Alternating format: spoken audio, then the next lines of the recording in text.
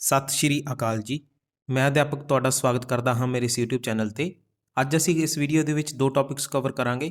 First topic ਹੈ properties of argument ਅਤੇ ਦੂਜਾ ਟੌਪਿਕ ਅਸੀਂ ਕਵਰ ਕਰਾਂਗੇ ਜਿਓਮੈਟਰੀ ਆਫ ਕੰਪਲੈਕਸ ਨੰਬਰ। ਅੱਜ ਦੀ ਇਸ ਵੀਡੀਓ ਨਾਲ ਰਿਲੇਟਡ ਤੁਹਾਡਾ ਕੋਈ ਵੀ ਡਾਊਟ ਹੋਵੇ ਮੈਨੂੰ ਕਮੈਂਟ ਬਾਕਸ ਦੇ ਵਿੱਚ ਜ਼ਰੂਰ ਦੱਸੋ ਅਤੇ ਹੋਰ ਐਜੂਕੇਸ਼ਨਲ ਵੀਡੀਓਜ਼ ਦੇ ਲਈ ਸਾਡੇ ਚੈਨਲ ਨੂੰ ਜਿਹੜਾ ਜ਼ਰੂਰ ਸਬਸਕ੍ਰਾਈਬ ਕਰ ਲਓ। ਸਭ ਤੋਂ ਪਹਿਲਾਂ ਅਸੀਂ ਕਰਾਂਗੇ properties of argument of complex number.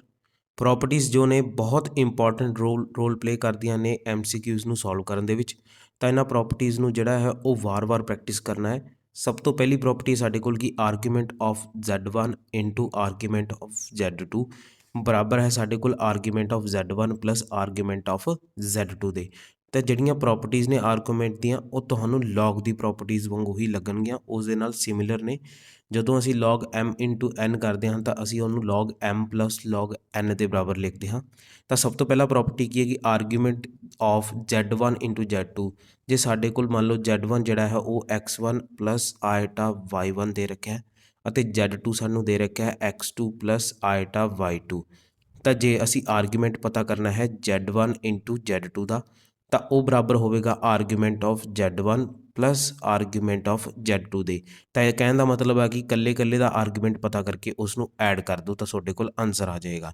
ਇਹ ਪ੍ਰੋਪਰਟੀਜ਼ ਜਿਹੜਾ ਨੇ ਬਹੁਤ ਯੂਜ਼ਫੁਲ ਨੇ। ਜਦੋਂ ਅਸੀਂ ਕੁਐਸਚਨਸ ਨੂੰ ਸੋਲਵ ਕਰਾਂਗੇ ਤਾਂ ਮੈਂ ਤੁਹਾਨੂੰ ਉੱਥੇ ਪ੍ਰੋਪਰਟੀਜ਼ ਜਿਹੜੀਆਂ ਉਹ ਯੂਜ਼ ਕਰਕੇ ਦਿਖਾਊਂਗਾ ਕਿ ਕਿਸ ਤਰ੍ਹਾਂ ਅਸੀਂ ਪ੍ਰੋਪਰਟੀ ਨੂੰ ਯੂਜ਼ ਕਰ ਸਕਦੇ ਹਾਂ। ਸੈਕਿੰਡ ਪ੍ਰੋਪਰਟੀ ਹੈ ਸਾਡੇ ਕੋਲ ਕਿ argument of Z1 divided by argument of Z2 ਬਰਾਬਰ ਹੁੰਦਾ ਹੈ argument of Z1 minus argument of Z2 ਦੇ।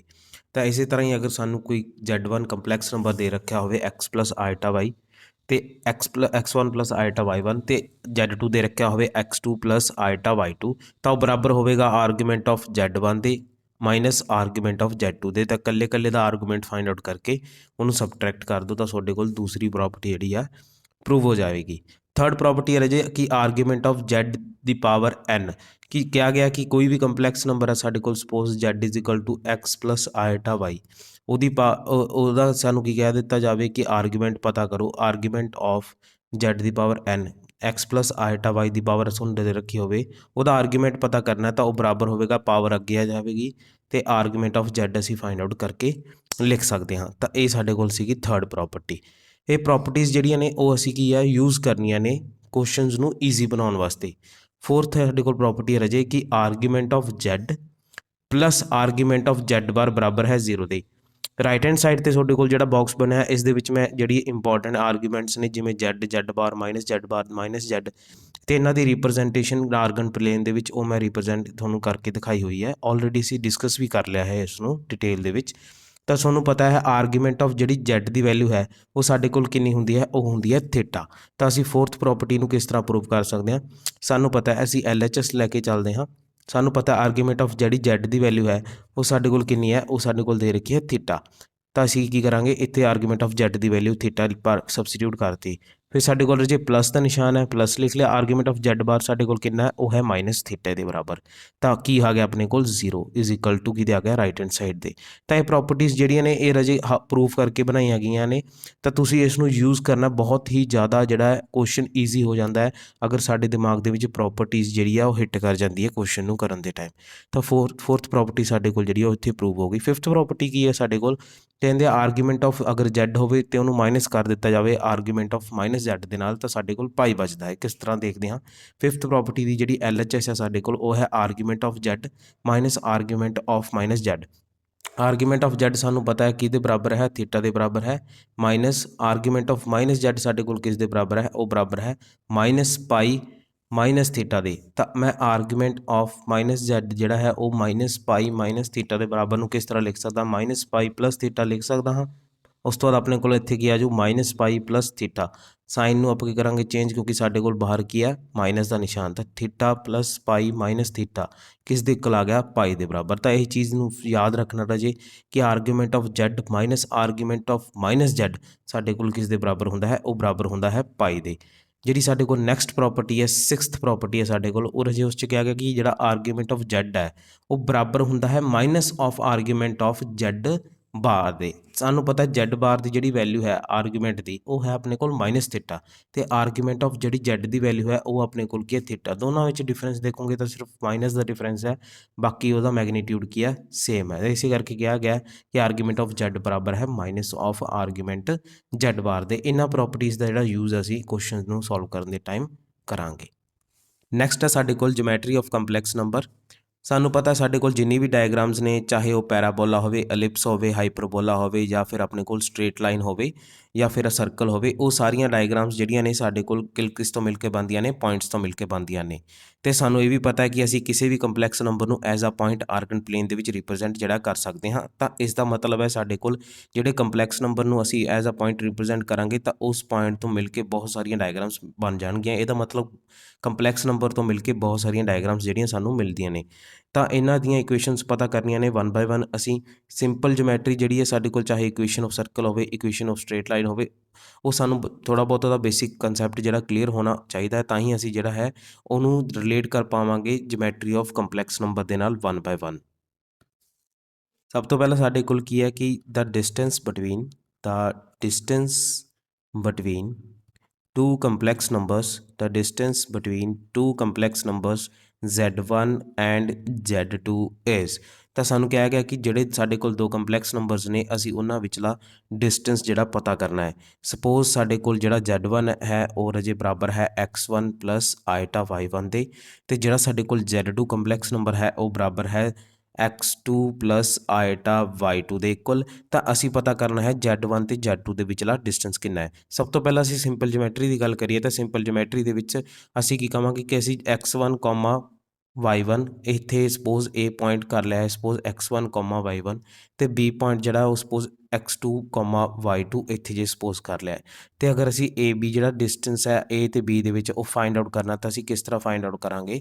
ਤਾਂ ਉਹ ਹੋਵੇਗਾ ਬਰਾਬਰ ਸਾਡੇ ਕੋਲ AB ਜਿਹੜਾ ਲੈਂਥ ਹੈ ਜਾਂ ਡਿਸਟੈਂਸ ਹੈ ਉਹ ਕਿਸ ਤਰ੍ਹਾਂ ਫਾਈਂਡ ਆਊਟ ਕਰਾਂਗੇ? ਉਹ ਫਾਈਂਡ ਆਊਟ ਕਰਾਂਗੇ square root of x2 minus x1 ਦਾ square plus y2 minus y1 ਦਾ ਸਕੁਏਅਰ। ਤਾਂ ਇਸ ਤਰ੍ਹਾਂ ਅਸੀਂ ਕੀ ਕਰਾਂਗੇ A ਅਤੇ B ਦੇ ਵਿਚਲਾ ਡਿਸਟੈਂਸ ਜਿਹੜਾ ਸਿੰਪਲ ਜਿਓਮੈਟਰੀ ਦੀ ਮਦਦ ਦੇ ਨਾਲ ਪਤਾ ਕਰ ਲਾਂਗੇ। ਅਤੇ ਜੇ ਅਸੀਂ Z1 ਮਾਈਨਸ Z2 ਦੀ ਗੱਲ ਕਰੀਏ, ਆਪਾਂ ਪੜ੍ਹਿਆ ਸੀ ਸਬਟਰੈਕਸ਼ਨ ਆਫ ਟੂ ਕੰਪਲੈਕਸ ਨੰਬਰ, ਤਾਂ ਅਸੀਂ ਰੀਅਲ ਪਾਰਟ 'ਚ ਰੀਅਲ ਪਾਰਟ ਮਾਈਨਸ ਕਰਾਂਗੇ ਅਤੇ ਕੰਪਲੈਕਸ ਇਮੈਜਨਰੀ ਦੇ ਵਿੱਚ ਇਮੈਜਨਰੀ ਪਾਰਟ ਮਾਈਨਸ ਕਰਾਂਗੇ, ਤਾਂ ਸਾਡੇ ਕੋਲ ਆ ਜਾਊਗਾ x1 minus x2 plus ਆਈਟਾ y1 minus y2 ਦੇ ਇਕੁਅਲ।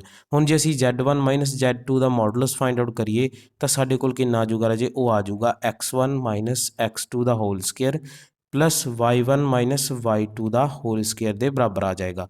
ਤਾਂ ਅਸੀਂ ਇਸ ਨੂੰ ਕਿਸ ਤਰ੍ਹਾਂ ਲਿਖ ਸਕਦੇ ਹਾਂ? Z1 ਮਾਈਨਸ Z2 ਦੇ ਮੋਡੂਲਸ ਨੂੰ ਅਸੀਂ ਲਿਖ ਸਕਦੇ ਹਾਂ square root of x2 minus x1 ਦਾ whole square plus y2 minus y1 ਦੇ ਹੋਲ ਸਕੁਏਅਰ ਦੇ ਬਰਾਬਰ। ਇਸ ਤਰ੍ਹਾਂ ਵੀ ਅਸੀਂ ਲਿਖ ਸਕਦੇ ਹਾਂ।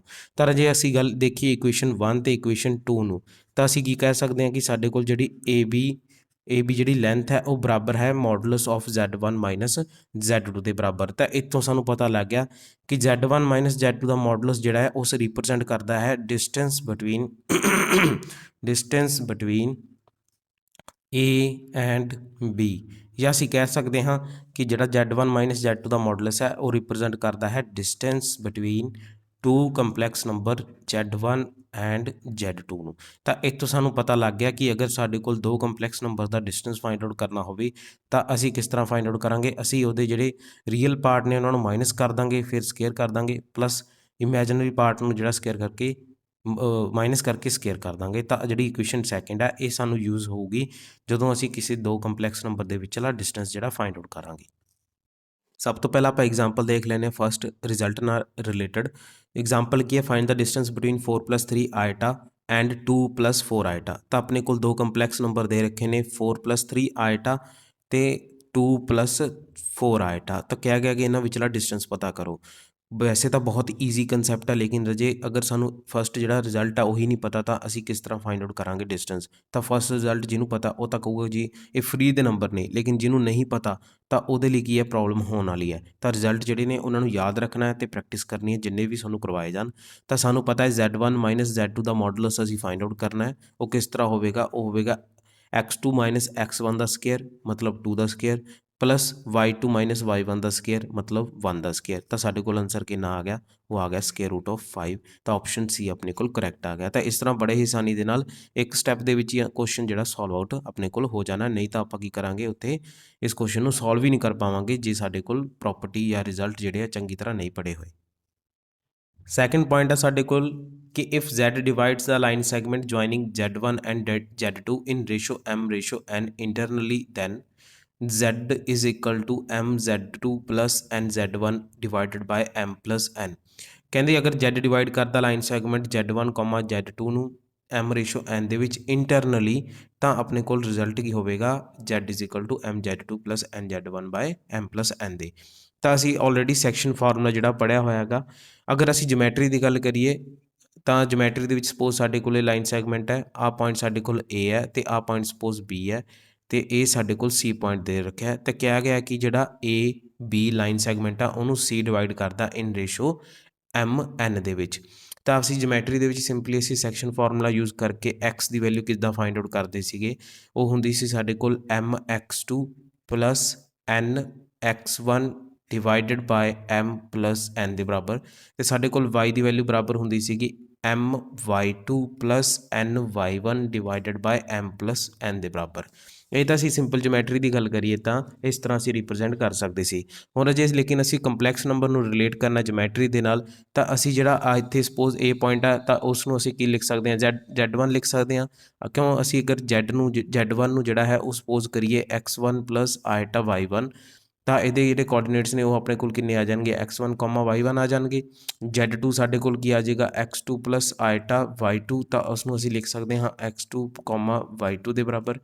Z ਸਾਡੇ ਕੋਲ ਬਰਾਬਰ ਹੈ x ਪਲਸ ਆਇਟਾ y ਦੇ ਤਾਂ ਉਸ ਦੇ ਕੋਆਰਡੀਨੇਟਸ ਆ ਜਾਣਗੇ x y। ਤਾਂ ਰਜੇ ਅਸੀਂ ਸਪੋਜ਼ A ਪੁਆਇੰਟ ਹੈ ਇਸ ਨੂੰ ਕੀ ਲਿਖ ਲਿਆ Z1 ਲਿਖ ਲਿਆ ਤੇ B ਪੁਆਇੰਟ ਹੈ ਇਸ ਨੂੰ Z2 ਤੇ C ਆਪਣੇ ਕੋਲ ਕੀ ਹੈ Z ਹੈ। ਹੁਣ ਦੇਖੋ ਰਜੇ Z ਆਪਣੇ ਕੋਲ ਕਿਸ ਦੇ ਬਰਾਬਰ ਦੇ ਰੱਖਿਆ, ਉਹ ਦੇ ਰੱਖਿਆ x ਪਲਸ ਆਇਟਾ y ਦੇ। ਇਹ ਅਸੀਂ ਪ੍ਰੂਫ ਕਰ ਰਹੇ ਹਾਂ, ਜਦ ਕਿ ਸਾਨੂੰ ਪ੍ਰੂਫ ਜਿਹੜਾ ਰਜੇ ਐਗਜ਼ਾਮ ਦੇ ਵਿੱਚ ਤਾਂ ਕਰਨ ਦੀ ਜ਼ਰੂਰਤ ਨਹੀਂ ਹੈ। ਅਸੀਂ ਸਿਰਫ ਆਹ ਰਿਜ਼ਲਟ ਯਾਦ ਰੱਖਣਾ ਹੈ ਕਿ ਦੋ ਕੰਪਲੈਕਸ ਨੰਬਰ ਹੈ ਤੇ ਉਹਨੂੰ ਲਾਈਨ ਸੈਗਮੈਂਟ ਦੋ ਕੰਪਲੈਕਸ ਨੰਬਰ ਨੇ ਜੋ ਲਾਈਨ ਸੈਗਮੈਂਟ ਨੂੰ ਜੁਆਇਨ ਕਰ ਰਹੇ ਨੇ ਤੇ ਜੇ ਤੀਸਰਾ ਕੰਪਲੈਕਸ ਨੰਬਰ ਹੈ ਜਿਹੜਾ ਉਹਨੂੰ ਡਿਵਾਈਡ ਕਰਦਾ M ਰੇਸ਼ੋ N ਦੇ ਵਿੱਚ ਇੰਟਰਨਲੀ ਤਾਂ ਜਿਹੜਾ Z ਆ ਉਹ ਬਰਾਬਰ ਕਿਹਦੇ ਹੋਊਗਾ। ਤਾਂ ਇਹ ਰਿਜ਼ਲਟ ਅਸੀਂ ਯਾਦ ਕਰਨਾ। ਲੇਕਿਨ ਪ੍ਰੂਫ ਦੇਖ ਲੈਣਾ ਕਿਉਂਕਿ ਪ੍ਰੂਫ ਦੇ ਨਾਲ ਸਾਨੂੰ ਥੋੜ੍ਹਾ ਜਿਹਾ ਆਈਡੀਆ ਹੋ ਜਾਂਦਾ, ਪਿਕਚਰ ਬਣ ਜਾਂਦੀ ਹੈ ਦਿਮਾਗ ਦੇ ਵਿੱਚ ਵੀ ਅਸੀਂ ਕੁਛ ਜਿਹੜਾ ਉਹ ਪੜ੍ਹਿਆ ਹੈ ਰੱਟਾ ਨਹੀਂ ਲਗਾਇਆ ਹੈ। ਤਾਂ Z is equal to x plus iota y ਦੇ ਇਕੁਅਲ ਹੈ। ਹੁਣ ਜੇ x ਦੀ ਵੈਲਿਊ ਅਸੀਂ ਕੀ ਪੁੱਟ ਕਰ ਸਕਦੇ ਹਾਂ mx2 plus nx1 divided by m plus n plus iota ਨਾਲ ਆ ਜਾਏਗਾ my2 plus ny1 divided by m plus n। ਜਦੋਂ ਅਸੀਂ ਇਸ ਨੂੰ ਸੋਲਵ ਆਊਟ ਕਰਾਂਗੇ ਤਾਂ ਸਾਡੇ ਕੋਲ ਜਿਹੜਾ Z ਹੈ ਉਹ ਬਰਾਬਰ ਕਿਹਦੇ ਆ ਜਾਵੇਗਾ, ਉਹ ਆ ਜਾਵੇਗਾ ਰਾਜੇ mx2 plus nx1 plus iota my2 plus iota ny1 divided by m plus n ਦੇ। ਤਾਂ ਇੱਥੇ ਰਾਜੇ Z ਸਾਡੇ ਕੋਲ ਮੈਂ ਡਾਇਰੈਕਟ ਲਿਖ ਰਿਹਾ ਉਹ ਬਰਾਬਰ ਕਿਹਦੇ ਆ ਜਾਵੇਗਾ, ਉਹ ਆ ਜਾਵੇਗਾ x2 ਪਲਸ ਆਇਟਾ y2 ਮੈਂ ਕਾਮਨ ਕੱਢ ਲਿਆ m ਨੂੰ, ਇੱਥੋਂ ਮੈਂ n ਨੂੰ ਕਾਮਨ ਕੱਢ ਲਿਆ x1 ਪਲਸ ਆਇਟਾ y1 ਤਾਂ ਨੀਚੇ ਕਿੰਨਾ ਆ ਗਿਆ ਆਪਣੇ ਕੋਲ m ਪਲਸ n। ਜਿਹੜੀ ਆ ਵੈਲਿਊ ਹੈ x2 ਪਲਸ ਆਇਟਾ y2 ਇਹਨੂੰ ਪਤਾ ਅਸੀਂ ਕੀ ਲਿਖ ਸਕਦੇ ਹਾਂ, ਇਹਨੂੰ ਲਿਖ ਸਕਦੇ ਹਾਂ Z2 ਦੇ ਬਰਾਬਰ। ਤੇ ਜਿਹੜੀ ਸਾਡੇ ਕੋਲ ਵੈਲਿਊ ਹੈ x1 ਪਲਸ ਆਇਟਾ y1 ਇਹਨੂੰ ਅਸੀਂ ਕੀ ਲਿਖ ਸਕਦੇ ਹਾਂ Z1 ਲਿਖ ਸਕਦੇ ਹਾਂ। ਤਾਂ ਰਾਜੇ ਜਦੋਂ ਅਸੀਂ ਵੈਲਿਊ ਸਬਸਟੀਟਿਊਟ ਕਰਾਂਗੇ ਤਾਂ ਸਾਡੇ ਕੋਲ ਆਹੀ ਰਿਜ਼ਲਟ ਜਿਹੜਾ ਹੈ ਬਣ ਜਾਵੇਗਾ। ਤਾਂ ਇਹ ਰਿਜ਼ਲਟਸ ਜਿਹੜੇ ਨੇ ਰਾਜੇ ਅਸੀਂ ਡਾਇਰੈਕਟ ਯਾਦ ਰੱਖਣੇ ਨੇ। ਇਹਨਾਂ ਦਾ ਜਿਹੜਾ ਹੈ ਪ੍ਰੂਫ ਜਿਹੜਾ ਹੈ ਉਹ ਐਗਜ਼ਾਮ ਦੇ ਵਿੱਚ ਸਾਨੂੰ ਇਹਨਾਂ ਦੀ ਜ਼ਰੂਰਤ ਕੁਛ ਨਹੀਂ ਪੈਂਦੀ। ਲੇਕਿਨ ਇਸ ਚੀਜ਼ ਦਾ ਧਿਆਨ ਰੱਖਣਾ ਕਿ ਅਗਰ ਇੰਟਰਨਲੀ ਜਿਹੜਾ ਡਿਵਾਈਡ ਕਰਦੇ ਨੇ ਰੇਸ਼ੋ ਦੇ ਵਿੱਚ ਤਾਂ ਉਦੋਂ ਸਾਡੇ ਕੋਲ ਜਿਹੜਾ ਆਵੇਗਾ Z ਬਰਾਬਰ ਆਵੇਗਾ MZ2 plus NZ1 divided by M plus N ਦੇ। ਲੇਕਿਨ ਅਗਰ ਗੱਲ ਕਰੀਏ ਆਪਾਂ ਨੂੰ ਜੇ ਐਕਸਟਰਨਲੀ ਡਿਵਾਈਡ ਕਰਦੇ ਨੇ ਤਾਂ ਉਸ ਟਾਈਮ 'ਤੇ ਰਾਜੇ ਕੀ ਆ ਜਾਵੇਗਾ ਸਾਡੇ ਕੋਲ Z is equal to MZ2 minus NZ1 divided by M minus N ਦੇ। ਤਾਂ ਜਦੋਂ ਐਕਸਟਰਨਲੀ ਹੋਊਗਾ ਤਾਂ ਉਦੋਂ ਵਿਚਾਲੇ ਮਾਈਨਸ ਆ ਜੂਗੀ, ਇੰਟਰਨਲੀ ਵੇਲੇ ਜਿਹੜਾ ਅਸੀਂ ਵਿਚਾਲੇ ਕੀ ਲਿਖਾਂਗੇ ਪਲੱਸ ਲਿਖਾਂਗੇ। ਇਹ ਆਪਣੇ ਕੋਲ ਕੀ ਹੈ ਐਕਸਟਰਨਲੀ। ਤਾਂ ਇਹਨਾਂ ਚੀਜ਼ਾਂ ਦਾ ਜਿਹੜਾ ਧਿਆਨ ਰੱਖਣਾ ਜੀ ਜਦੋਂ ਅਸੀਂ ਸਾਨੂੰ ਕਹਿ ਦਿੱਤਾ ਜਾਵੇ ਵੀ ਸਾਡੇ ਕੋਲ ਇਸ ਤਰ੍ਹਾਂ ਦੀ ਕੰਡੀਸ਼ਨ ਬਣੀ ਹੈ। ਥਰਡ ਪੁਆਇੰਟ ਅਸੀਂ ਆਲਰੇਡੀ ਡਿਸਕਸ ਕੀਤਾ ਕਿ if Z divides line segment joining Z1 and Z2 in ratio M ratio N externally then z ਜਿਹੜਾ ਸਾਡੇ ਕੋਲ ਬਰਾਬਰ ਹੋਵੇਗਾ mz2 minus nz1 divided by m minus n ਦੇ ਪਲੱਸ ਦੀ ਜਗ੍ਹਾ ਜਸਟ ਕੀ ਆ ਜਾਏਗਾ ਮਾਈਨਸ ਦਾ ਸਾਈਨ ਜਿਹੜਾ ਅਸੀਂ ਚੇਂਜ ਕਰ ਦੇਵਾਂਗਾ। ਇਹ ਆਪਣੇ ਕੋਲ ਥਰਡ ਪੁਆਇੰਟ ਸੀਗਾ। ਫੋਰਥ ਪੁਆਇੰਟ ਕੀ ਕਹਿੰਦੇ ਸਾਡੇ ਕੋਲ ਰਾਜੇ, ਕੀ ਕਹਿੰਦੇ ਜੇ ਮੰਨ ਲਓ z ਜਿਹੜਾ ਉਹ ਮਿਡ ਪੁਆਇੰਟ ਹੋਵੇ ਲਾਈਨ ਸੈਗਮੈਂਟ z1 z2 ਦਾ, ਤਾਂ ਸਾਨੂੰ ਪਤਾ ਹੈ ਕਿ ਅਸੀਂ ਆਲਰੇਡੀ ਜਿਹੜਾ ਪੜ੍ਹ ਚੁੱਕੇ ਹਾਂ ਕਿ ਅਗਰ ਮਿਡ ਪੁਆਇੰਟ ਹੈ ਤਾਂ ਉਹਨੂੰ ਕਿਸ ਤਰ੍ਹਾਂ ਲਿਖ ਸਕਦੇ ਹਾਂ z1 plus z2 divided by 2। ਤਾਂ ਇਹ ਕੀ ਕਰਾਂਗੇ ਰਾਜੇ, ਅਸੀਂ ਇਹਨਾਂ ਨੂੰ ਯੂਜ਼ ਕਰਾਂਗੇ ਕੁਐਸਚਨਸ ਦੇ ਵਿੱਚ। ਹੁਣ ਐਗਜ਼ਾਮਪਲਸ ਦੇਖਦੇ ਹਾਂ ਕਿਸ ਤਰ੍ਹਾਂ ਇਹਨਾਂ ਦਾ ਯੂਜ਼ ਹੁੰਦਾ ਹੈ। ਐਗਜ਼ਾਮਪਲ ਸਾਨੂੰ ਦੇ ਰੱਖੀ, ਐਗਜ਼ਾਮਪਲ ਦੇ ਵਿੱਚ ਕਿਹਾ ਗਿਆ ਕਿ ਕਹਿੰਦੇ z ਜਿਹੜਾ ਡਿਵਾਈਡ ਕਰਦਾ 2 + 3 ਆਇਟਾ ਤੇ 5 + 6 ਆਇਟਾ ਨੂੰ ਇਨ ਰੇਸ਼ੋ 1:2 ਦੇ ਵਿੱਚ। ਤਾਂ ਸਾਨੂੰ ਪਤਾ ਜਿਹੜਾ z ਬਰਾਬਰ ਹੁੰਦਾ ਰਾਜੇ ਉਹ ਹੁੰਦਾ ਹੈ z2 × m plus z1 × n divided by m + n ਦੇ। ਤੇ ਸਾਨੂੰ ਪਤਾ ਇੱਥੇ ਜਿਹੜੀ m/n ਹੈ ਉਹ ਸਾਨੂੰ ਦੇ ਰੱਖੀ ਹੈ 1:2 ਦੇ ਇਕੁਅਲ। ਤਾਂ ਰਾਜੇ ਆਪਾਂ ਕੀ ਕਰਾਂਗੇ, ਵੈਲਿਊ ਸਬਸਟੀਟਿਊਟ ਕਰਾਂਗੇ। z ਆਪਣੇ ਕੋਲ ਬਰਾਬਰ ਕਿਸ ਦੇ ਆ ਗਿਆ, z2 ਜਿਹੜਾ ਹੈ ਸਾਡੇ ਕੋਲ ਉਹਦੀ ਵੈਲਿਊ ਕਿੰਨੀ ਦੇ ਰੱਖੀ ਹੈ, ਉਹ ਦੇ ਰੱਖੀ ਹੈ 5 + 6 ਆਇਟਾ ਕੰਪਲੈਕਸ ਨੰਬਰ। ਤੇ ਜਿਹੜਾ z1 ਹੈ ਉਹ ਸਾਨੂੰ ਦੇ ਰੱਖਿਆ ਹੈ 2 + 3 ਆਇਟਾ ਦੇ ਇਕੁਅਲ ਦੇ ਰੱਖਿਆ।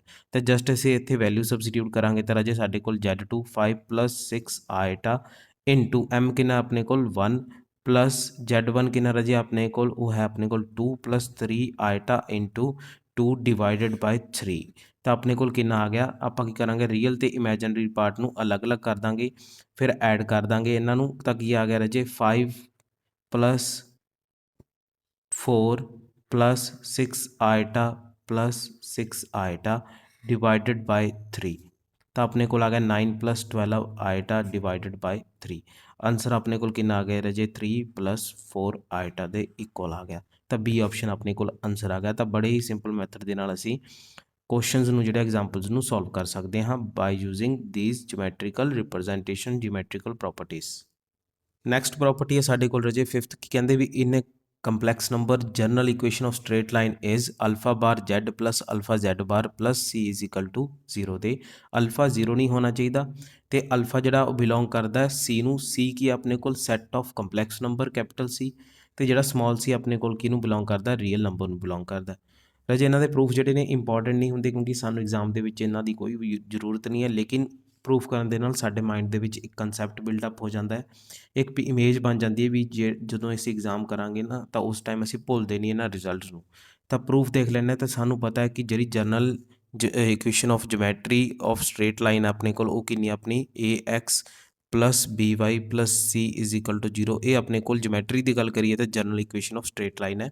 ਸਾਨੂੰ ਪਤਾ ਸੀ ਕੰਜੂਗੇਟ ਦੀਆਂ ਨਾ ਦੋ ਪ੍ਰੋਪਰਟੀਜ਼ ਬੜੀਆਂ ਸੀਗੀਆਂ, ਕੀ ਸੀਗੀਆਂ ਕਿ z ਪਲੱਸ z ਬਾਰ ਬਰਾਬਰ ਹੁੰਦਾ ਹੈ 2x ਦੇ ਤੇ z ਮਾਈਨਸ z ਬਾਰ ਬਰਾਬਰ ਹੁੰਦਾ ਹੈ 2 ਆਇਟਾ y ਦੇ। ਇੱਥੋਂ ਨਾ ਅਸੀਂ x ਤੇ y ਦੀ ਜਿਹੜੀ ਵੈਲਿਊਜ਼ ਨੇ ਉਹ ਕੀ ਫਾਈਂਡ ਆਊਟ ਕਰ ਲਈਆਂ, x ਆਪਣੇ ਕੋਲ ਆ ਗਿਆ z plus z bar divided by 2, y ਆਪਣੇ ਕੋਲ ਕਿੰਨਾ ਆ ਗਿਆ z minus z bar divided by 2 iota. Iota ਆਪਣੇ ਕੋਲ ਡਿਨੋਮੀਨੇਟਰ ਦੇ ਵਿੱਚ ਹੈ। ਉਸ ਤੋਂ ਬਾਅਦ ਅਸੀਂ ਫਸਟ ਜਿਹੜਾ ਹੈ ਇਕੁਏਸ਼ਨ ਮੰਨ ਲੈਂਦੇ ਹਾਂ ਇਸ ਨੂੰ, ਤੇ ਇਹਦੇ ਵਿੱਚ ਸਬਸਟੀਟਿਊਟ ਕਰ ਦਾਂਗੇ x ਤੇ y ਦੀ ਜਿਹੜੀ ਵੈਲਿਊਜ਼ ਨੇ। x ਤੇ y ਦੀ ਵੈਲਿਊਜ਼ ਨੇ ਜਿਹੜੀਆਂ ਅਸੀਂ ਸਬਸਟੀਟਿਊਟ ਕਰਨ ਤੋਂ ਸਾਡੇ ਕੋਲ ਕੀ ਆ ਗਿਆ, ਉਹ ਆ ਗਿਆ a। x ਦੀ ਵੈਲਿਊ ਆਪਣੇ ਕੋਲ ਕਿੰਨੀ ਹੈ z plus z bar divided by 2 plus b, y ਦੀ ਵੈਲਿਊ ਆਪਣੇ ਕੋਲ ਹੈ z minus z bar divided by 2 iota plus c is equal to 0 ਦੇ। ਹੁਣ ਨੈਕਸਟ ਸਟੈਪ ਆਪਾਂ ਕੀ ਕਰਾਂਗੇ, ਇਸ ਪੂਰੀ ਦੀ ਪੂਰੀ ਇਕੁਏਸ਼ਨ ਨੂੰ 2 ਨਾਲ ਮਲਟੀਪਲਾਈ ਕਰ ਦਾਂਗੇ ਤੇ ਜਦੋਂ ਆਪਣੇ ਕੋਲ ਆਇਟਾ ਡਿਨੋਮੀਨੇਟਰ ਦੇ ਵਿੱਚ ਹੋਵੇ ਆਪਾਂ ਉਸ ਨੂੰ ਕੀ ਕਰਦੇ ਹਾਂ ਨਿਊਮੀਨੇਟਰ ਦੇ ਵਿੱਚ ਲੈ ਕੇ ਜਾਣ ਦੀ ਕੋਸ਼ਿਸ਼ ਕਰਦੇ ਹਾਂ ਸਟੈਂਡਰਡ ਫਾਰਮ ਬਣਾਉਣ ਵਾਸਤੇ। ਤੇ ਸਾਨੂੰ ਇਹ ਵੀ ਪਤਾ ਹੈ ਕਿ 1 ਬਾਏ ਆਇਟਾ ਬਰਾਬਰ ਹੁੰਦਾ ਹੈ ਮਾਈਨਸ ਆਇਟਾ ਦੇ, ਇਹ ਅਸੀਂ ਬਹੁਤ ਵਾਰ ਯੂਜ਼ ਕਰ ਚੁੱਕੇ ਹਾਂ। ਤਾਂ ਦੋਨੇ ਹੀ ਜਿਹੜੇ ਸਟੈਪਸ ਨੇ ਆਇਟਾ 1 ਬਾਏ ਆਇਟਾ ਨੂੰ ਮਾਈਨਸ ਆਇਟਾ ਲਿਖਣਾ ਤੇ 2 ਨਾਲ ਮਲਟੀਪਲਾਈ ਕਰਨਾ, ਮੈਂ ਅਗਲੇ ਸਟੈਪ ਦੇ ਵਿੱਚ ਅਗਲੀ ਵਿੱਚ ਪਰਫੋਰਮ ਕਰ ਰਹਾਂਗਾ ਇੱਕ ਹੀ ਸਾਥ ਇੱਕ ਇਕੱਠੇ ਹੀ।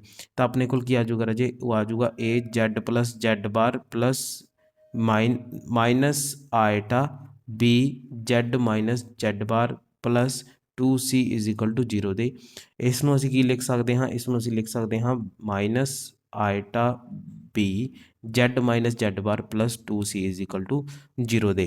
ਹੁਣ ਅਸੀਂ ਅੰਦਰ ਮਲਟੀਪਲਾਈ ਕਰ ਦਿੰਦੇ ਹਾਂ, ਜਸਟ ਅਸੀਂ ਕੀ ਕਰਾਂਗੇ ਜਿਹੜੀ ਬ੍ਰੈਕਟ ਓਪਨ ਕਰਤੀ ਤਾਂ ਆਪਣੇ ਕੋਲ ਆ ਗਿਆ a z plus a z bar minus b z iota plus b z bar iota plus 2c is equal to 0 ਦੇ। ਅਸੀਂ ਰਾਜੇ z ਤੇ z ਬਾਰ ਵਾਲੀਆਂ ਟਰਮ ਨੂੰ ਕੀ ਕਰਾਂਗੇ ਇਕੱਠਾ ਲਿਖ ਲਾਂਗੇ ਜ਼ੈਡ ਨਾਲ ਜ਼ੈਡ ਵਾਲੀਆਂ ਟਰਮਸ ਤੇ ਜ਼ੈਡ ਬਾਰ ਨਾਲ ਜ਼ੈਡ ਬਾਰ ਵਾਲੀਆਂ ਟਰਮਸ। ਤਾਂ ਆਪਣੇ ਕੋਲ ਜੇ ਅਗਰ ਜ਼ੈਡ ਕਾਮਨ ਕੱਢ ਲਈਏ ਤਾਂ ਆ ਗਿਆ ਆਪਣੇ ਕੋਲ a ਮਾਈਨਸ b ਆਇਟਾ। ਉਸ ਤੋਂ ਬਾਅਦ ਆ ਗਿਆ ਆਪਣੇ ਕੋਲ ਪਲੱਸ ਜ਼ੈਡ ਬਾਰ, ਕਾਮਨ ਆ ਗਿਆ a plus b iota plus 2c is equal to 0 ਦੇ। ਇੱਥੇ ਰਾਜੇ ਅਸੀਂ ਆਪਾਂ ਐਜ਼ੰਪਸ਼ਨਸ ਕਰਾਂਗੇ ਵੀ ਅਸੀਂ ਕਹਾਂਗੇ ਜਿਹੜਾ ਲੈਟ a ਪਲੱਸ ਆਇਟਾ b ਬਰਾਬਰ ਅਲਫਾ ਦੇ, ਅਤੇ ਜੇ ਅਸੀਂ ਅਲਫਾ ਦਾ ਕੰਜੂਗੇਟ ਕਰ ਦਈਏ ਤਾਂ ਆਪਣੇ ਕੋਲ a ਮਾਈਨਸ ਆਇਟਾ b ਬਰਾਬਰ ਆ ਜਾਊਗਾ ਅਲਫਾ ਬਾਰ ਦੇ ਇਕੁਅਲ। ਤਾਂ ਅਸੀਂ ਜਿਹੜੀ ਆ ਦੋਨੇ ਵੈਲਿਊਜ਼ ਜਿਹੜੀਆਂ ਨੇ ਸਬਸਟੀਟਿਊਟ ਕਰ ਦਾਂਗੇ ਇਸ ਇਕੁਏਸ਼ਨ ਦੇ ਵਿੱਚ। ਤਾਂ ਸੈਕਿੰਡ ਇਕੁਏਸ਼ਨ ਸਾਡੇ ਕੋਲ ਬਣ ਜੂਗੀ ਜ਼ੈਡ ਇੰਟੂ ਅਲਫਾ ਬਾਰ ਪਲੱਸ ਜ਼ੈਡ ਬਾਰ ਇੰਟੂ ਅਲਫਾ ਪਲੱਸ, ਅਤੇ ਰਾਜੇ ਇੱਥੇ ਅਸੀਂ ਕੀ ਕਰਾਂਗੇ ਲੈਟ ਜਿਹੜਾ 2c ਹੈ ਇਹਨੂੰ k ਵੀ ਲਿਖ ਸਕਦੇ ਹਾਂ, k ਇਜ਼ ਇਕੁਅਲ ਟੂ 0 ਦੇ, ਕਿਉਂਕਿ k ਵੀ ਕੌਂਸਟੈਂਟ ਨੂੰ ਰਿਪਰਜੈਂਟ ਕਰ ਰਿਹਾ ਅਤੇ 2c ਵੀ ਕੌਂਸਟੈਂਟ ਨੂੰ ਰਿਪਰਜੈਂਟ ਕਰ ਰਿਹਾ। ਤਾਂ ਆਪਣੇ ਕੋਲ ਇਕੁਏਸ਼ਨ ਬਣ ਗਈ ਥਰਡ। ਤੁਸੀਂ ਕੀ ਕਰ ਸਕਦੇ ਹੋ, ਜਿਹੜੀ ਅਸੀਂ ਇੱਥੇ ਸਮਾਲ c ਲਿਖਿਆ ਤਾਂ ਤੁਸੀਂ ਇੱਥੇ ਇਸ ਸਮਾਲ c ਦੀ ਜਗ੍ਹਾ 'ਤੇ k ਵੀ ਭਰ ਸਕਦੇ ਹੋ, c ਵੀ ਲਿਖ ਸਕਦੇ ਹੋ, m ਲਿਖ ਸਕਦੇ ਹੋ, ਜੋ ਤੁਹਾਡੀ ਮਰਜ਼ੀ ਹੈ, ਕਿਉਂਕਿ ਕੌਂਸਟੈਂਟ ਨੂੰ ਹੀ ਰਿਪਰਜੈਂਟ ਕਰਨਾ ਹੈ। ਤਾਂ ਉਹਦੇ ਲਈ ਕੋਈ ਵੀ ਇੱਦਾਂ ਸਾਡੇ ਕੋਲ ਉਹ ਨਹੀਂ ਹੋਣਾ ਚਾਹੀਦਾ ਕਿ ਅਸੀਂ ਇੱਥੇ ਕਿਉਂ ਲਿਖਿਆ ਅਤੇ ਸੀ ਕਿਉਂ ਲਿਖਿਆ।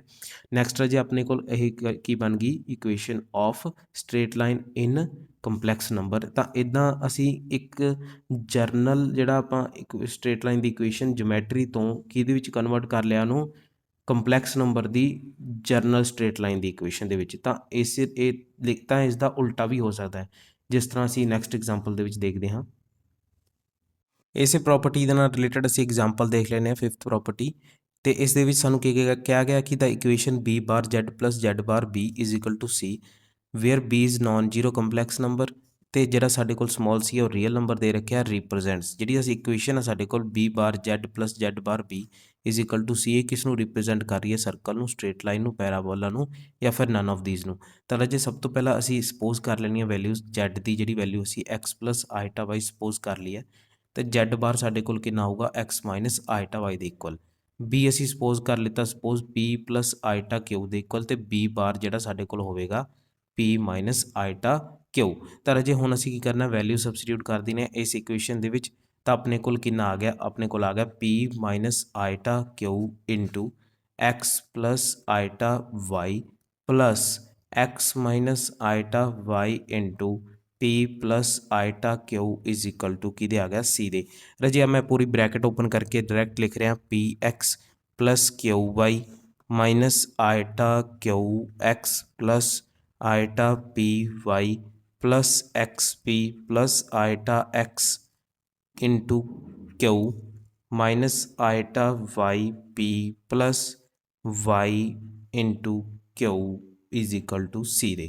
ਅਤੇ ਰਾਜੇ ਆਪਣੇ ਕੋਲ ਜਿਹੜੀਆਂ ਟਰਮਸ ਨੇ ਆਇਟਾ ਕਿਊ ਐਕਸ ਇਹ ਕੈਂਸਲ ਆਊਟ ਹੋ ਗਈ ਪਲੱਸ ਆਇਟਾ ਕਿਊ ਐਕਸ ਦੇ ਨਾਲ, ਅਤੇ ਆਇਟਾ ਪੀ ਵਾਈ ਕੈਂਸਲ ਆਊਟ ਹੋ ਗਈ ਆਪਣੇ ਕੋਲ ਮਾਈਨਸ ਆਇਟਾ ਪੀ ਵਾਈ ਦੇ ਨਾਲ। ਤਾਂ ਆਪਣੇ ਕੋਲ ਕਿਹੜੀਆਂ ਟਰਮਸ ਬਚ ਗਈਆਂ, ਆਪਣੇ ਕੋਲ ਬਚ ਗਈਆਂ ਰਾਜੇ p x plus q y x ਪੀ ਪਲੱਸ ਐਕਸ ਪੀ, ਉਸ ਤੋਂ ਬਾਅਦ ਆਪਣੇ ਕੋਲ ਬਚਿਆ ਰਾਜੇ ਪਲੱਸ ਵਾਈ ਕਿਊ। ਤਾਂ ਇਹਨਾਂ ਨੂੰ ਮੈਂ ਨਾਲ ਲਿਖ ਲੈਣਾ plus X P plus Y into Q is equal to ਕਿਸ ਦੇ ਆ ਗਿਆ ਆਪਣੇ ਕੋਲ c ਦੇ ਇਕੁਅਲ ਆ ਗਿਆ। ਤਾਂ ਹੁਣ ਰਾਜੇ ਅਸੀਂ ਕੀ ਕਰਾਂਗੇ, ਇਹਨਾਂ ਨੂੰ ਐਡ ਕਰ ਦਾਂਗੇ, ਐਕਸ ਪੀ ਅਤੇ ਐਕਸ ਪੀ ਐਡ ਹੋ ਜਾਣਗੇ, ਕਿਊ ਵਾਈ ਅਤੇ ਕਿਊ ਵਾਈ ਐਡ ਹੋ ਜਾਣਗੇ। ਤਾਂ ਆਪਣੇ ਕੋਲ ਕਿੰਨਾ ਆ ਜਾਊਗਾ, ਆਪਣੇ ਕੋਲ ਆ ਜਾਊਗਾ 2px plus two q y is equal to c ਦੇ। ਤਾਂ ਰਾਜੇ ਆਪਾਂ ਨੂੰ ਪਤਾ 2p ਅਤੇ 2q ਇਹ ਦੋਨੇ ਕੌਂਸਟੈਂਟ ਨੇ। 2p ਦੀ ਜਗ੍ਹਾ ਮੈਂ ਸਪੋਜ਼ ਕੈਪੀਟਲ A ਲਿਖ ਲਿਆ, 2q ਦੀ ਜਗ੍ਹਾ ਸਪੋਜ਼ ਮੈਂ ਕੈਪੀਟਲ B ਲਿਖ ਲਿਆ। ਤਾਂ ਆਪਣੇ ਕੋਲ ਕਿੰਨਾ ਆ ਗਿਆ ਰਾਜੇ, ਆਪਣੇ ਕੋਲ ਆ ਗਿਆ ax plus by is equal to c ਦੇ। ਇਹ ਆਪਣੇ ਕੋਲ ਕੀ ਬਣ ਗਈ, ਇਕੁਏਸ਼ਨ ਆਫ ਸਟਰੇਟ ਲਾਈਨ ਬਣ ਗਈ ਇਨ ਜਮੈਟਰੀ। ਆਪਾਂ ਸਿੰਪਲ ਜਮੈਟਰੀ ਦੇ ਵਿੱਚ ਇਕੁਏਸ਼ਨ ਆਫ ਸਟਰੇਟ ਲਾਈਨ ਕੀ ਲਿਖਦੇ ਹਾਂ, ax plus by plus c is equal to 0।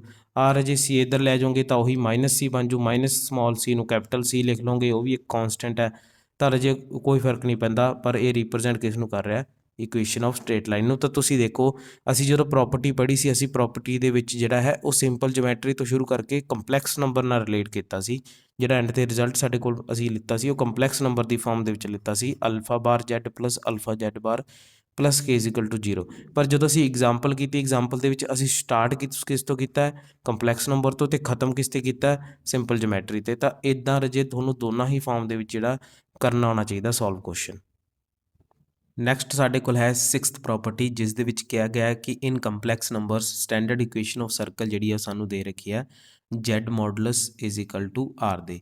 ਤਾਂ ਰਾਜੇ z modulus is equal to r ਜਿਹੜੀ ਆ ਉਹ ਕੰਪਲੈਕਸ ਨੰਬਰ ਦੀ ਫਾਰਮ ਦੇ ਵਿੱਚ ਸਾਨੂੰ ਸਟੈਂਡਰਡ ਇਕੁਏਸ਼ਨ ਆਫ ਸਰਕਲ ਦੇ ਰੱਖੀ ਹੈ। ਲੇਕਿਨ ਅਗਰ ਆਪਾਂ ਸਿੰਪਲ ਜਿਓਮੈਟਰੀ ਦੀ ਗੱਲ ਕਰੀਏ ਤਾਂ ਉਸ ਦੇ ਵਿੱਚ ਅਸੀਂ ਜਿਹੜੀ ਸਟੈਂਡਰਡ ਇਕੁਏਸ਼ਨ ਆਫ ਸਰਕਲ ਉਸ ਨੂੰ ਲਿਖ ਸਕਦੇ ਹਾਂ x square plus y square is equal to r square ਦੇ।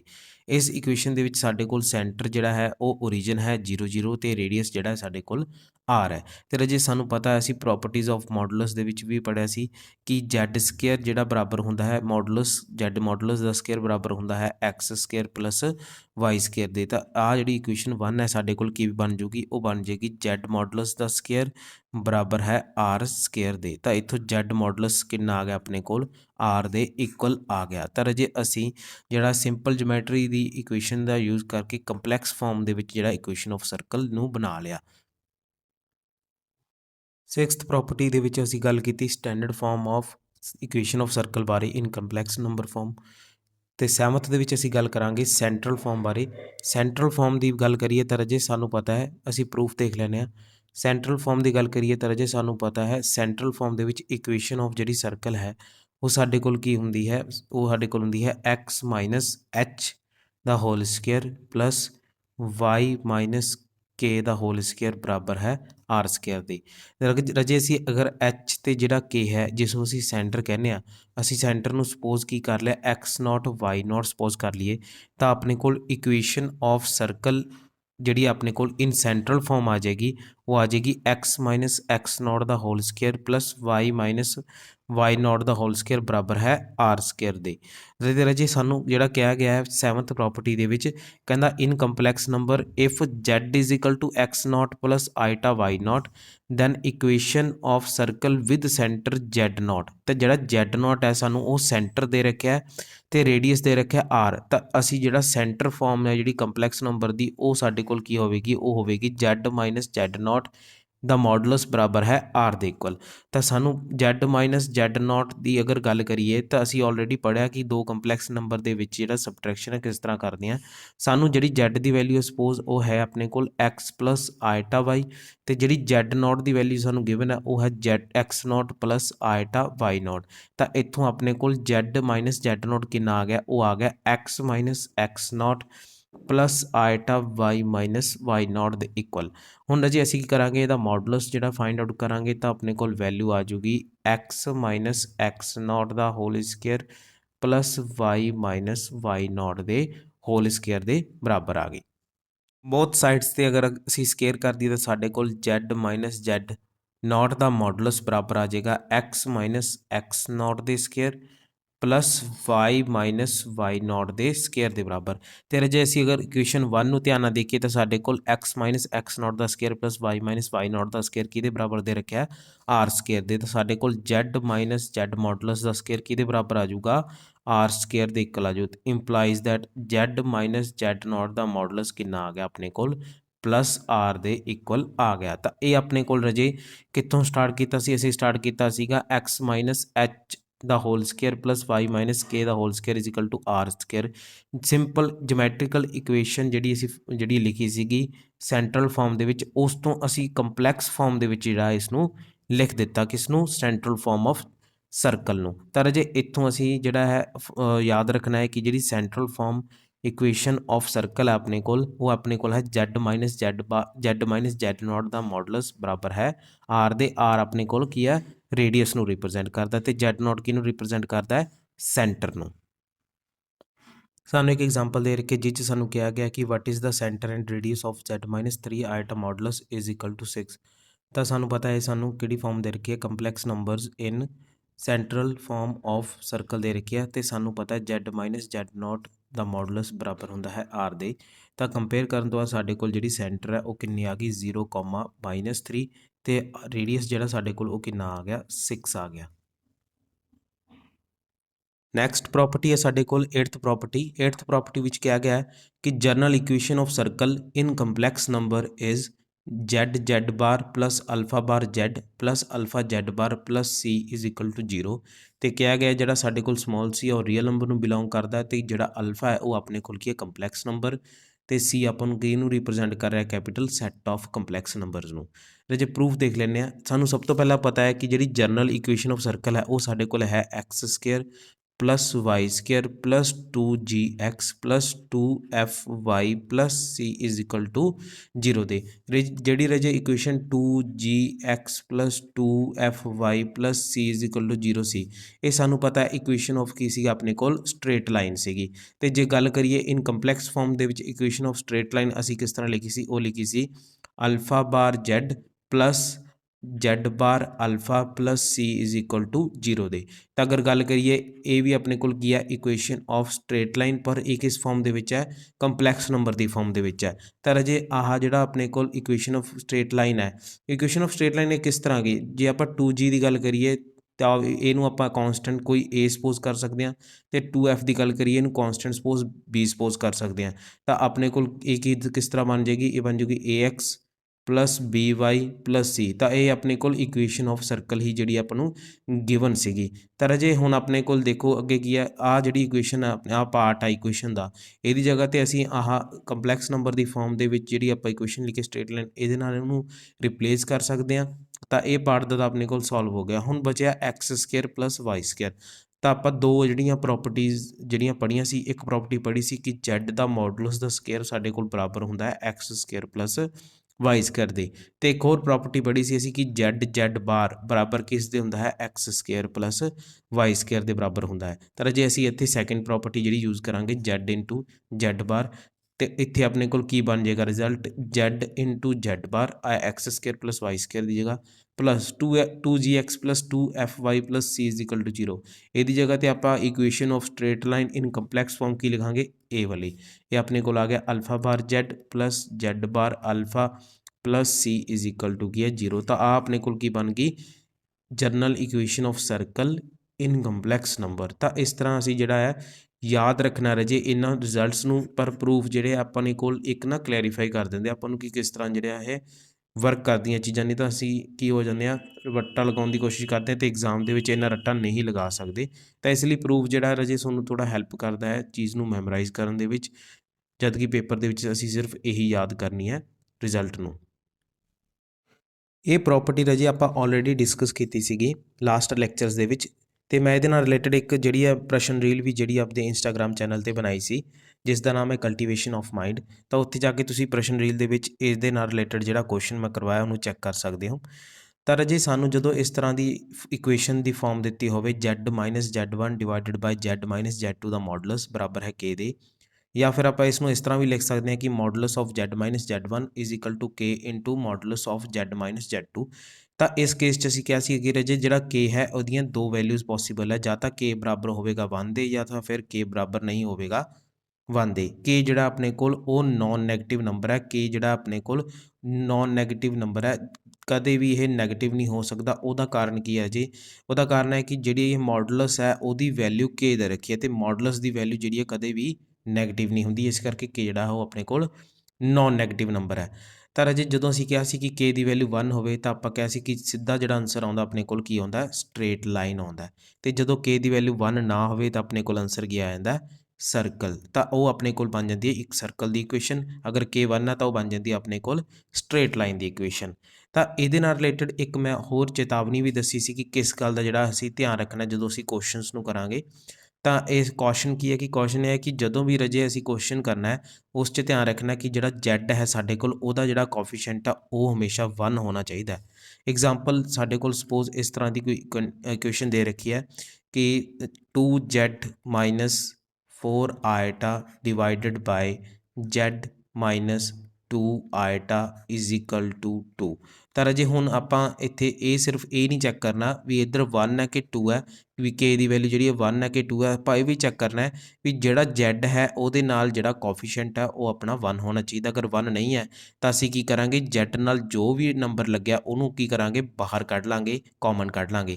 ਤਾਂ ਰਾਜੇ ਅਸੀਂ ਇਸ ਨੂੰ ਕਿਸ ਤਰ੍ਹਾਂ ਲਿਖ ਸਕਦੇ ਹਾਂ, ਇਸ ਨੂੰ ਲਿਖ ਸਕਦੇ ਹਾਂ 2z minus 4 iota is equal to 2 into z minus 2 iota ਦੇ ਇਕੁਅਲ।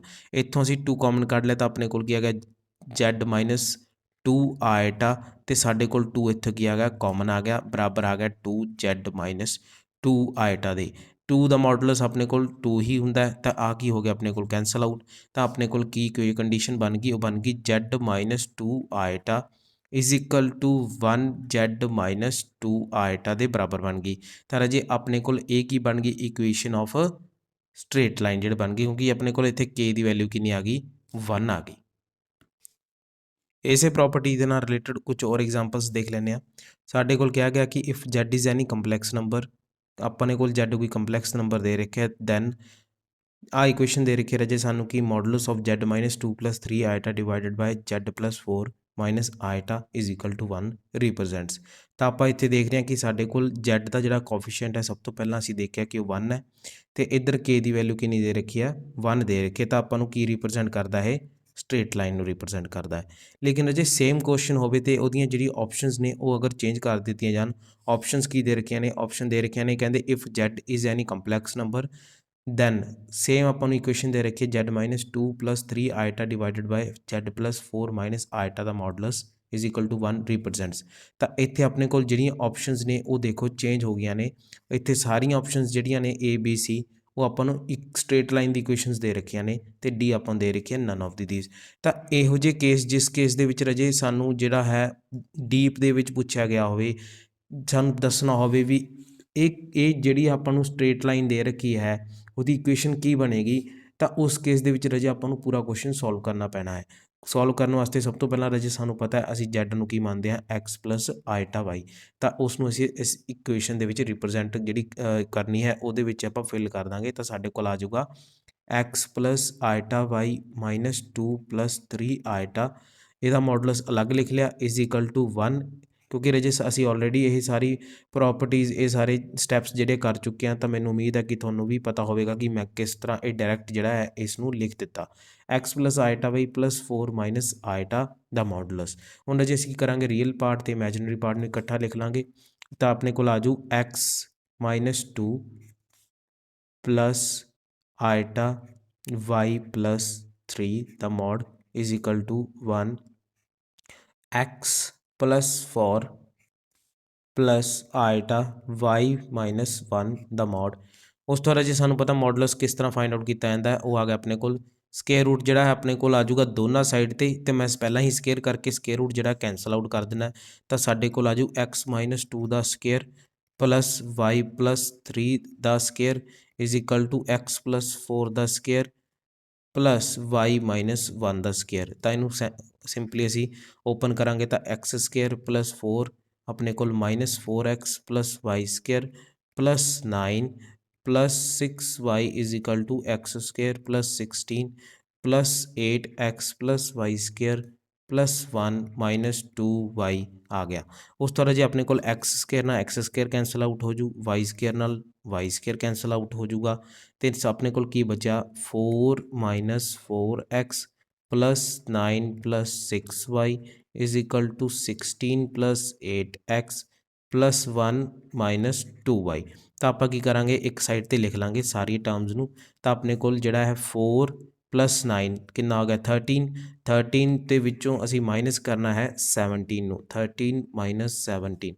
ਉਸ ਤਰ੍ਹਾਂ ਜੇ ਆਪਣੇ ਕੋਲ -4x ਹੈ ਇਸ ਸਾਈਡ 'ਤੇ, ਇਸ ਸਾਈਡ 'ਤੇ ਕੀ ਹੈ +8x, ਤਾਂ ਇੱਧਰ ਆ ਕੇ ਇਹ ਕੀ ਬਣ ਜੂ -8x ਬਣ ਜੂ। ਤਾਂ ਇਹ ਆਪਣੇ ਕੋਲ ਕਿੰਨਾ ਆ ਗਿਆ -12x ਆ ਗਿਆ। ਫਿਰ ਕੀ ਬਚਦਾ ਰਾਜੇ +6y ਅਤੇ -2y, -2y ਉਸ ਸਾਈਡ ਆ ਕੇ ਪਲੱਸ ਬਣ ਜੂ। ਤਾਂ ਆਪਣੇ ਕੋਲ ਕੀ ਬਣਨਾ ਬਣ ਜੂ +8y ਇਜ਼ ਇਕੁਅਲ ਟੂ 0 ਦੇ। ਤਾਂ ਕਿੰਨਾ ਆ ਗਿਆ ਰਾਜੇ ਆਪਣੇ ਕੋਲ -4 - 12x + 8y is equal to 0 ਦੇ।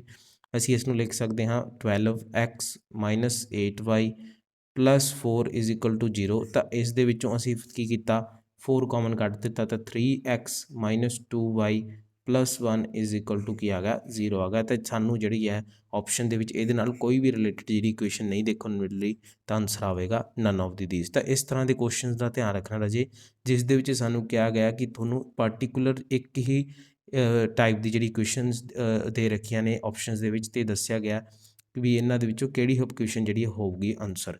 ਤਾਂ ਰਾਜੇ ਜੇ ਇੱਥੇ ਸਟ੍ਰੇਟ ਲਾਈਨ ਇਲਿਪਸ ਦਿੱਤਾ ਹੋਵੇ ਫਿਰ ਉਹ ਤਾਂ ਅਲੱਗ-ਅਲੱਗ ਡਾਇਗਰਾਮਸ ਹੋ ਗਈਆਂ, ਅਲੱਗ-ਅਲੱਗ ਸ਼ੇਪਸ ਹੋ ਗਈਆਂ। ਤਾਂ ਲੇਕਿਨ ਜਦੋਂ ਗੱਲ ਕਰੀਏ ਆਪਾਂ ਪਾਰਟੀਕੂਲਰ ਇੱਕ ਡਾਇਗਰਾਮ ਦੀ ਕਿ ਸਟ੍ਰੇਟ ਲਾਈਨ ਦੀ ਇਕੁਏਸ਼ਨ ਦੇ ਰੱਖੀਆਂ ਨੇ, ਤਾਂ ਉਸ ਵੇਲੇ ਆਪਾਂ ਨੂੰ ਜਿਹੜੀ ਆ ਜ਼ੈਡ ਦੀ ਵੈਲਿਊ ਐਕਸ ਪਲਸ ਆਈਟਾ ਵਾਈ ਪੁੱਟ ਕਰਕੇ ਸਬਸਟੀਟਿਊਟ ਕਰਕੇ ਆਨਸਰ ਕੱਢਣਾ ਪੈਣਾ।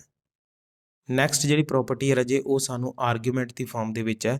ਕਹਿੰਦੇ ਕੋਈ ਵੀ ਰੀਜ਼ਨ ਬਾਰੇ ਦੱਸਣਾ ਹੋਵੇ ਵੀ ਉਹ ਕਿਹਨੂੰ ਰਿਪਰੈਜ਼ੈਂਟ ਕਰ ਰਿਹਾ, ਤੇ ਸਾਨੂੰ ਇਸ ਤਰ੍ਹਾਂ ਦੀ ਜਿਹੜੀ ਐਕਸਪ੍ਰੈਸ਼ਨ ਦਿੱਤੀ ਹੋਵੇ ਕਿ argument of z minus z1 divided by z minus z2, ਤਾਂ ਇੱਥੇ ਰਾਜੇ ਦੋ ਕੇਸ ਬਣਦੇ ਨੇ, ਜਾਂ ਤਾਂ ਇਹ ਐਕਸਪ੍ਰੈਸ਼ਨ ਬਰਾਬਰ ਹੋਵੇਗਾ n ਮਲਟੀਪਲ ਆਫ ਪਾਈ ਦੇ, ਤੇ ਜਾਂ ਤਾਂ ਕਹਿੰਦੇ ਬਰਾਬਰ ਨਹੀਂ ਹੋਵੇਗਾ n ਮਲਟੀਪਲ ਆਫ ਪਾਈ ਦੇ। n ਜਿਹੜਾ ਸਾਡੇ ਕੋਲ ਬਿਲੋਂਗ ਟੂ ਕੀ ਹੈ ਇੰਟੀਜਰ, ਤੇ n ਪਾਈ ਦਾ ਮਤਲਬ ਹੈ 2 ਪਾਈ ਮਾਈਨਸ 2 ਪਾਈ 3 ਪਾਈ 4 ਪਾਈ ਇਸ ਤਰ੍ਹਾਂ ਪਾਈ। ਤਾਂ ਇਸ ਤਰ੍ਹਾਂ ਰਾਜੇ ਅਗਰ ਸਾਨੂੰ ਦਿੱਤਾ ਹੋਇਆ ਆਰਗੂਮੈਂਟ ਬਰਾਬਰ ਦੇ ਰੱਖਿਆ ਐਕਸਪ੍ਰੈਸ਼ਨ ਜਿਹੜਾ ਸਾਨੂੰ ਦੇ ਰੱਖਿਆ, ਤਾਂ ਉਹ ਹੋਊਗਾ ਸਟ੍ਰੇਟ ਲਾਈਨ ਦੇ ਇਕੁਅਲ।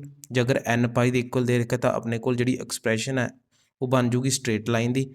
ਤੇ ਅਗਰ ਜੇ ਰਾਜੇ ਨਾਟ ਇਕੁਅਲ ਟੂ n ਪਾਈ ਹੈ ਤਾਂ ਉਹ ਬਣ ਜੂਗੀ ਸਰਕਲ ਦੀ ਇਕੁਏਸ਼ਨ ਬਣ ਜੂਗੀ। ਤਾਂ ਇਹ ਵੀ ਇੱਕ ਤਰੀਕਾ ਹੈ ਡਾਇਰੈਕਟ ਆਨਸਰ ਜਿਹੜਾ ਲਿਖਣ ਦਾ। ਇੱਕ ਆਪਣੇ ਕੋਲ ਰਾਜੇ ਕੁਐਸਚਨ ਵੀ ਜਿਹੜਾ ਗਿਵਨ ਹੈਗਾ ਗਾ, ਕੁਐਸਚਨ ਕੀ ਹੈ ਆਪਾਂ ਨੂੰ ਕਹਿੰਦੇ ਵੀ ਫਾਈਂਡ ਦਾ ਰੀਜਨ, ਅਸੀਂ ਰੀਜਨ ਪਤਾ ਕਰਨਾ ਹੈ of Argand plane satisfying the condition ਕਿਸ ਕੰਡੀਸ਼ਨ ਨੂੰ ਸੈਟੀਸਫਾਈ ਕਰ ਰਿਹਾ? ਕੰਡੀਸ਼ਨ ਆ ਸਾਡੇ ਕੋਲ argument of z minus 1 upon z minus 2 is equal to pi by 3। ਤਾਂ ਇੱਥੇ ਸਾਨੂੰ ਦਿਖ ਰਿਹਾ ਕਿ ਇਹ ਪਾਈ ਬਾਈ 3 ਦਿਖ ਰੱਖਿਆ, ਇਹ ਆਪਣੇ ਕੋਲ ਮਲਟੀਪਲ ਆਫ ਪਾਈ ਨਹੀਂ ਹੈ, ਤਾਂ ਇਸ ਕਰਕੇ ਆਪਣੇ ਕੋਲ ਆਨਸਰ ਕੀ ਆ ਜਾਏਗਾ? ਸਰਕਲ ਆ ਜਾਏਗਾ। ਲੇਕਿਨ ਅਗਰ ਜੇ ਤੁਹਾਨੂੰ ਸਰਕਲ ਪੁੱਛ ਲੈਣ ਕਿਹੜਾ, ਤਾਂ ਤੁਹਾਨੂੰ ਸੋਲਵ ਜਿਹੜਾ ਪੂਰਾ ਕਰਕੇ ਦਿਖਾਉਣਾ ਪੈਣਾ। ਤਾਂ ਰਾਜੇ ਇਹ ਸੀ ਅੱਜ ਦਾ ਲੈਕਚਰ ਸਾਡਾ ਜਿਓਮੈਟਰੀ ਆਫ ਕੰਪਲੈਕਸ ਨੰਬਰ ਦੇ ਉੱਪਰ, ਤੇ ਅਸੀਂ ਜਿਹੜੀ ਪ੍ਰੋਪਰਟੀਜ਼ ਪੜ੍ਹੀਆਂ ਨੇ ਆਰਗੂਮੈਂਟ ਆਫ ਕੰਪਲੈਕਸ ਨੰਬਰ ਦੀਆਂ, ਤਾਂ ਇਹਨਾਂ ਪ੍ਰੋਪਰਟੀਜ਼ ਨੂੰ ਜਿਹੜਾ ਬਾਰ-ਬਾਰ ਕਰਨਾ ਹੈ। ਤੇ ਕੋਈ ਵੀ ਪ੍ਰੋਬਲਮ ਹੋਵੇ ਮੈਨੂੰ ਕਮੈਂਟ ਬਾਕਸ ਦੇ ਵਿੱਚ ਜ਼ਰੂਰ ਦੱਸੋ। ਧੰਨਵਾਦ।